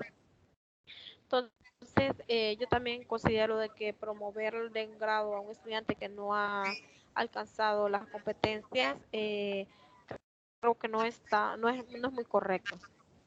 La verdad que no, licenciada, porque por ejemplo a donde yo hice bachillerato, había un muchacho que así iba y pues nosotros los que nos esforzábamos pues nos sentíamos mal del aspecto de que cómo le ayudaban en las notas, ¿verdad? Que tal vez los que nos esforzábamos llevábamos 8, 9 y él con 7 u 8 sin esforzarse tanto. O sea, es bien molesto, ¿verdad? Pero en realidad, como después me contó el director, ¿verdad? Que ya estaban aburridos de tenerlo en la escuela, ya había reprobado primer año 3 veces. Y es por eso Es que como es por eso que lo hicieron que se graduara, pues no es que él estuviera capacitado para graduarse de bachiller, pero el mal se lo este, hicieron a él, pues. exacto, el mal se le hace al estudiante. Me parece muy interesante lo que comenta Fátima. Dice que ahí por donde ella vive, dice que hay una escuela que el año pasado tenía una metodología desde hace 3 años que se llamaba educación acelerada, que les ayudó a mucho a los jóvenes que no tenían ni primer grado y ahora ya están en noveno grado. Pasaban todo el día en la escuela, pero les ayudó bastante. Dice Osmin que siente que es injusto porque los que se esforzaron todo el año pasan con las mismas notas. Vale. Yo lo que podría considerar como una alternativa es que si van a pasar a un estudiante de grado sin que él esté capacitado, es que pues ese estudiante tiene que hacer un esfuerzo extra y pues llevar cursos de refuerzo del año anterior mientras cursa el otro. Bueno, ahí sería para reforzar las competencias en las que él ha llegado deficiente, por ejemplo, podría ser una alternativa. Eh, y que no se le podría dar una nota demasiada igual a que los demás porque el esfuerzo ha sido un poquitito menos, aunque recordemos que hay estudiantes que no es que no se esfuercen, sino que pues les cuesta un poquitito más aprender a diferencia de otros. Entonces hay que considerar también el rango de notas que se le va a dar a este tipo de estudiantes y de qué manera se van a completar la formación de competencias que no ha sido adquirida completamente. Entonces, hay que ver todas esas alternativas, porque no solo es decir, bueno, tú ya pasaste, vas a pasar porque no te puedo reprobar, y pues que vea el otro maestro lo que va a hacer contigo. No, porque recordemos de que eso también va a provocar un retraso en lo que es en el grupo, porque va a tener que llegarse a un momento de repetición porque el estudiante no va a comprender. Entonces yo siento que lo que se debe buscar son algunos mecanismos de nivelación. Creo que eso es lo más apropiado, los mecanismos de nivelación para lograr que los estudiantes pues alcancen el nivel que deben de llevar en esa parte. Si no, pues siempre van a presentarse esos inconvenientes.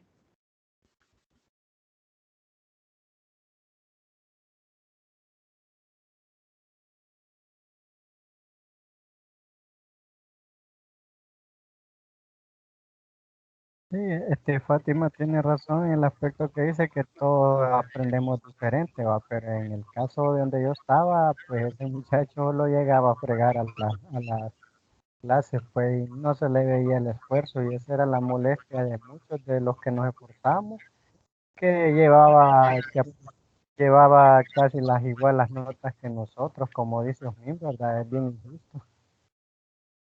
Pero igual, al final no, nos explicaron por qué lo pasaron. Pues, ni modo, ya sus razones tenían, ya estaban aburridos de tenerlo en la escuela.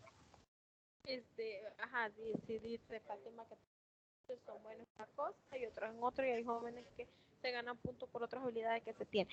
Lo que pasa que, como bien lo dice Manuel, es bien evidente cuando un estudiante está poniendo de su parte, o sea, se está esforzando, no comprende, pero se está esforzando a observar un estudiante que ni siquiera se esfuerza. Entonces, la diferencia siempre se nota, o sea, y sí, yo lo comprendo porque sí es un poco incómodo decir, bueno, él ni siquiera lo intenta, ni siquiera se esfuerza por lograr, y pues yo me estoy esforzando, tal vez a mí me está costando y lo estoy logrando, pero porque me estoy esforzando. Entonces, ahí sí es un poquitito incómodo, un poquito comprensible sentir ese recelo de que por lo menos debería de intentarlo. Por eso les digo, es de buscar, por ejemplo, para estos estudiantes, un mecanismo que ayude para el sistema de nivelación. Es decir, mira, sí, claro, vas a pasar, pero existe este requerimiento para que lo logres. Es decir, si te comprometes a llevar, por ejemplo, a paralelo cursos de nivelación para que alcances adquirir las competencias que te faltan, entonces sí te podemos ascender del grado. Si no te comprometes a eso, es decir, si no pones responsabilidad de tu parte, si tú no te esfuerzas, si tú solo vienes y no quieres aprender, sino que solo para pasar el tiempo, entonces no podemos cursarte de grado. Entonces, estas podrían ser algunas de las alternativas que podemos, que se pueden crear para este tipo de estudiantes que pues reprueban, digamos, para no poder reprobar. Pero el mecanismo que se toma de que, bueno, que se pase porque ya eh, no, no, no lo podemos tener aquí, creo que eso no es adecuado porque al final el daño se le hace al estudiante. El estudiante sale y pues cuando se enfrenta a una universidad va a estarse enfrentando a problemas de que, bueno, yo nunca comprendí esto, yo no sé ni qué es esto, y al final se va a frustrar y no va a poder superarse en la vida. Entonces, todo debe ir enfocado a la motivación hacia el estudiante para aspirar a algo mejor, ¿verdad? Entonces, depende de los mecanismos que se tomen. Creo que hay muchas cosas que todavía se tienen que hacer en el sistema educativo.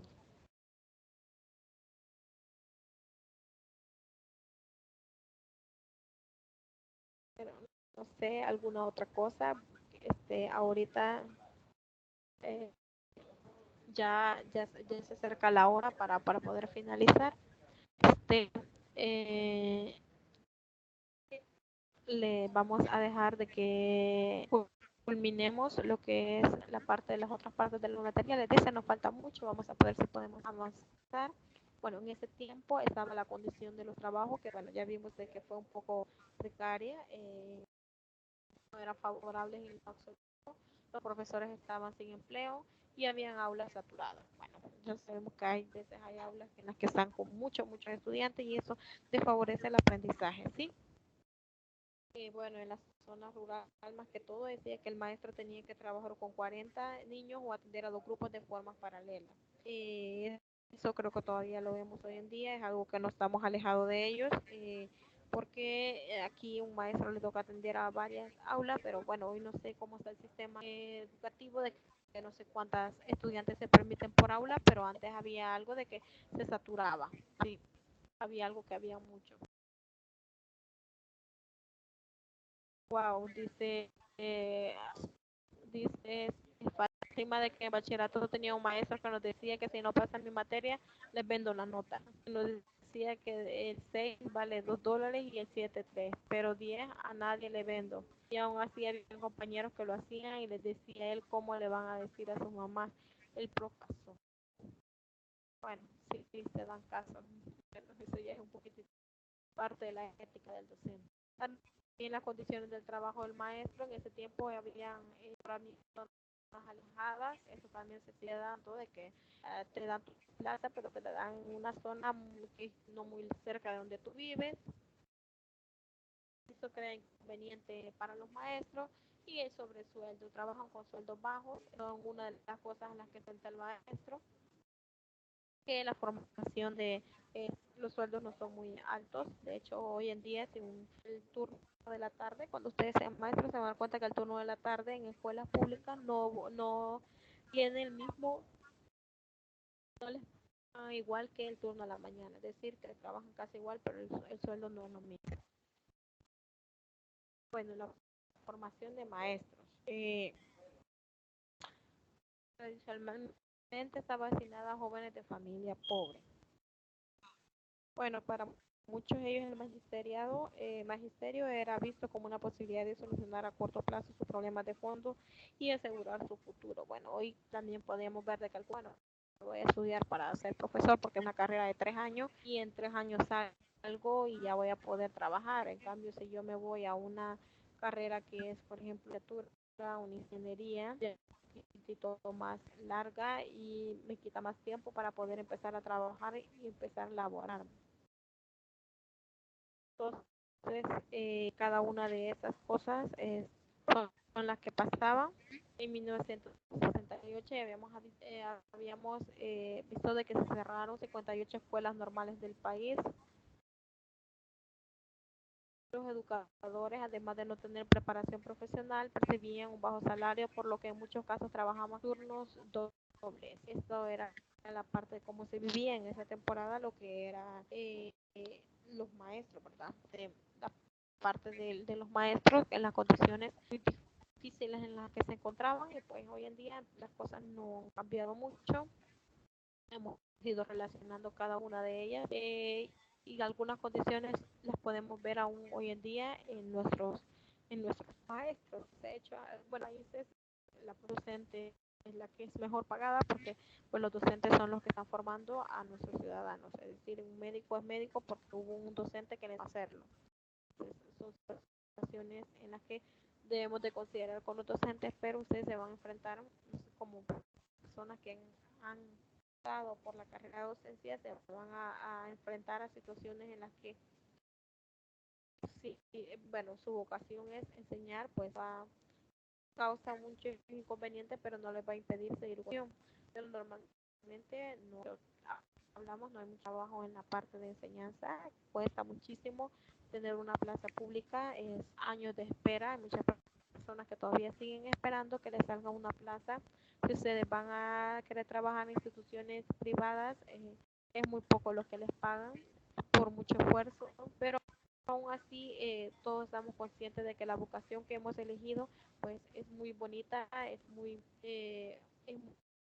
humana, muy solidaria, pues porque parte de nosotros estamos enfocados en querer enseñarle a alguien a ser una persona mejor, a contribuir a que nuestra sociedad sea mejor. Entonces, lo más importante en esto es tener la vocación de querer enseñar, tener la vocación de querer que nuestros alumnos sean cada día mejor, pues no es solo de ir a impartir, como les había comentado, conocimiento, sino que se trata también de que les enseñemos a nuestros estudiantes algo más allá, los valores, los principios, cada uno de ellos, y vamos a sentirnos un poco satisfechos cuando tengamos nuestros estudiantes y vemos que ellos se han superado. Entonces, no es que sea esta más que todo es una vocación de amor hacia nuestros estudiantes y hacia nuestro país, por querer que cada día sea mejor.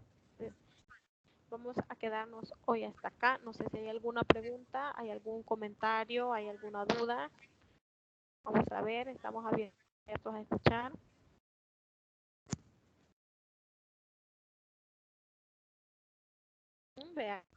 Veamos quién tiene alguna duda, algún comentario.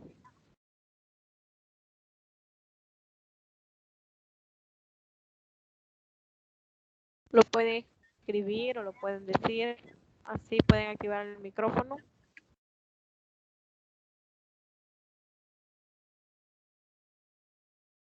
Hola, hola. Ya no me escuchan. Hola.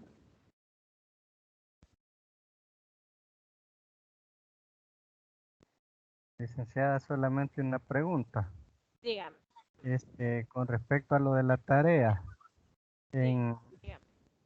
en el número 4 dice que hacer un listado de los artículos de la Ley General de la Educación que valen por la educación brindada, sea calidad de los diferentes niveles. Vamos a poner lo que son todos los artículos que están estipulados en lo que nos mandó o solo algunos. Ahorita revisamos eso, permítame.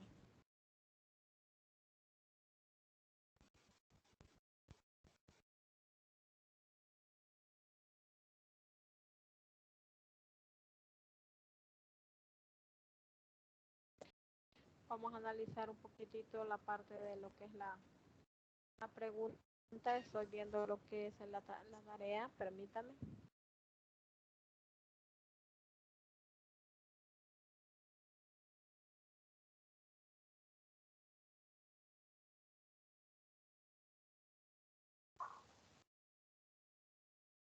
Dice en el control de lectura. Cierto, está un poquitito largo. lo carga. Aquí está. Hacer un listado, dice, de los artículos de la Ley General de la Educación que velan por la educación brindada, porque la educación brindada sea de calidad en los diferentes niveles de educación. Ustedes en el de la Ley de Educación, que por cierto la tengo por aquí,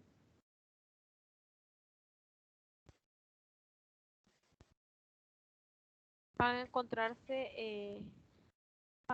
encontrarse diferentes artículos. Entonces ustedes van a por ejemplo, el artículo número 2 habla de los fines de la educación, que dice, la educación nacional deberá alcanzar los fines que el respecto señala en la Constitución de la República, lograr el desarrollo integral de la personalidad en su dimensión espiritual, moral y social, contribuir en la contribución de una sociedad democrática. Ya con lo poquito que hemos leído de esa pregunta, este artículo vela porque la educación brindada sea de calidad o no. ¿Habla sobre la calidad de educación, sí o no? Sí.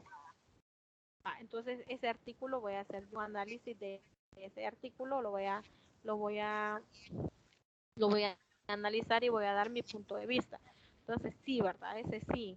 Pero por ejemplo, en el artículo del 4 a 7, en ese me habla de la gratuidad de la educación, me habla de las políticas de equidad, habla de las cuotas de escolaridad.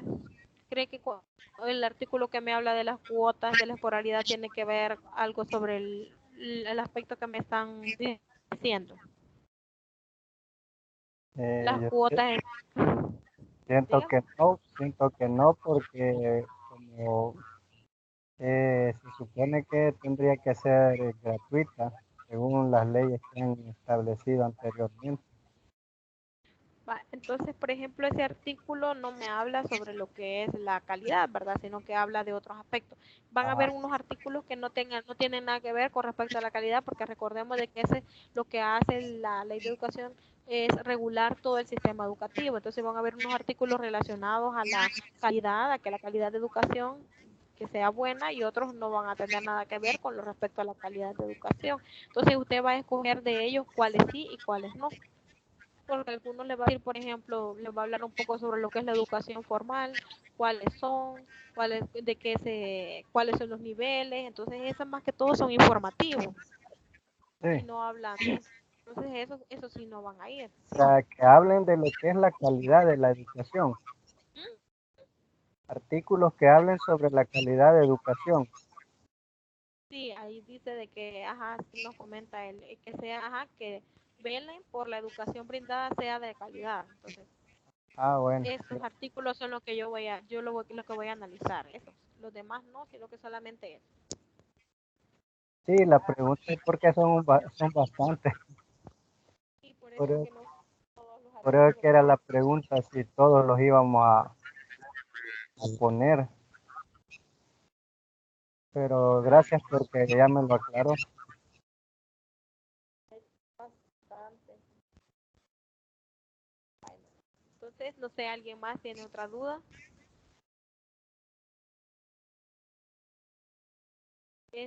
Para esta tutoría número 2 no van a haber preguntas, Sonia. Esta tutoría, no van a haber preguntas dado que se tiene el primer control de lectura. Entonces, cuando haya un control de lectura, entonces no va a haber preguntas de la tutoría. ¿Sí? Entonces, en este no van a encontrar preguntas porque no hay. ¿Alguien más que tenga otra pregunta? Le gusta hacer tareas a Sonia, ¿verdad? Sí, yo la veo que está bien aplicada. Sonia quiere que le ponga preguntas. Pero hoy solo con el control, la vamos a dejar. El control es un poquito más largo que las preguntas. Vamos a ver, ¿alguien más que tenga otra duda, otra consulta? Si no hay, entonces pues nos vamos a quedar hasta acá y pues los espero el día martes en la tutoría de repaso de 9 a 11 en la de psicopedagogía, y recuerden que la de introducción va a ser el viernes de 9 a 11 siempre. Cualquier cosa, bueno, yo la había sumado y sabes que tenía las preguntas.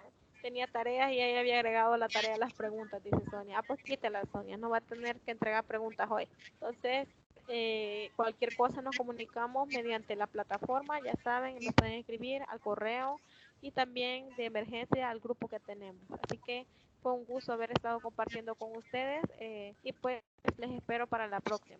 Estudien mucho y cualquier duda que tengan sobre las actividades que hay que presentar, no duden en consultármela, que estamos para servirles. Bueno, gracias, licenciada. Bueno, provecho para los que van a ir a almorzar y cuídense mucho. Gracias, igual. Bueno, gracias. Feliz tarde para todos.